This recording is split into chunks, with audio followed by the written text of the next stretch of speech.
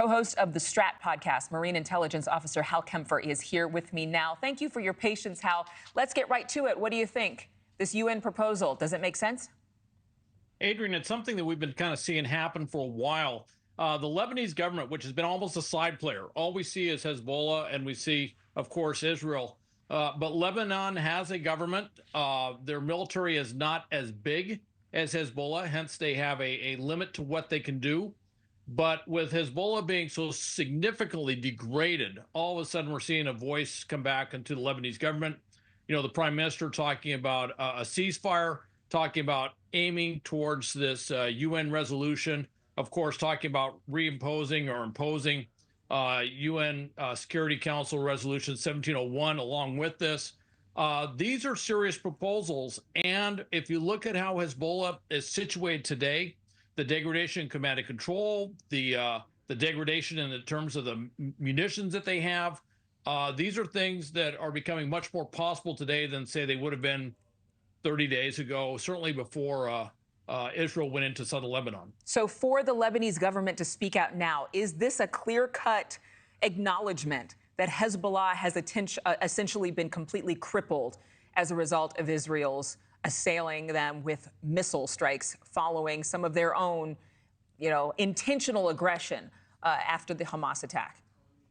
Well, definitely crippled. I wouldn't say completely crippled. Since the beginning of Yom Kippur, which is about 6 p.m. sundown on Friday, over 300 Hezbollah projectiles. Most of those rockets have been fired south into Israel. So it tells you that they still are able to do something in terms of projecting power. It also tells you that they're not ready to roll up or suddenly, engage in some sort of unilateral ceasefire as a good faith thing or anything like that. They're very much fighting and shooting into Israel.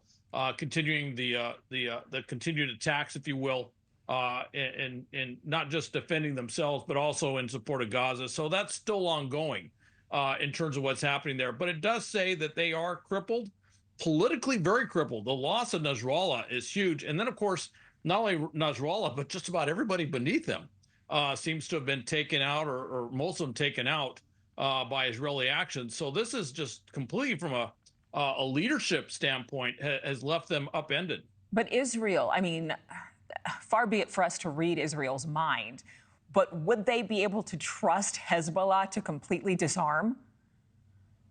I think the word would be no.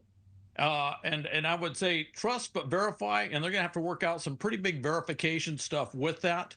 They're going to have to figure out how they go in there and actually work, whether it's doing it themselves or having a trusted agent. Of course, they have great doubts in the United Nations. The UN was supposed to impose UN Resolution 1701 that, UN peacekeepers are there. All they did was they watched Hezbollah militarize that area in complete violation of that agreement. Of course, UNRWA and all the problems with UNRWA, even the leader of Hamas in southern Lebanon that Israel took out was an employee of UNRWA, the UN resolution or the UN organization that provides aid in the Gaza Strip. So this tells you that they're going to have big questions of who would verify that they have actually disarmed. There's a lot of work to be done there. And the fact that Hezbollah has continued to be backed by Iran, what's to stop Iran from supporting its proxy and re-upping some of the supply of missiles and launchers that Israel has essentially destroyed? Well, part of it's logistics. How do you get them there? That's the big challenge. They'd have to run them through, try to get them through Syria, but then there's a variety of different things, which is how do you get them over to Syria? Could they be intercepted? Certainly, all the nations around there, with the exception of maybe Syria, to some extent maybe Iraq, are definitely on their toes to make sure nothing gets in there. Obviously, sea lanes are a little bit more difficult now. They've kind of done that to themselves with the Houthis down south. So how would they logistics get in there? It's interesting. There was some discussion. Could Iran send forces to fight with Hezbollah in southern Lebanon? And basically the assessment is no, Iran has decided it's not going to do that. It's not going to try and do that. And that if it tried to do it, it'd make things much worse for themselves than they're already situated. So no. And it may be that they're kind of just letting Hezbollah, I hate to say twist in the wind, but in some ways, Hezbollah's kind of on their own. Thanks so much for watching. Go to joinnn.com to find News Nation on your television provider. And don't forget to click the red subscribe button below to get more of News Nation's fact-driven, unbiased coverage.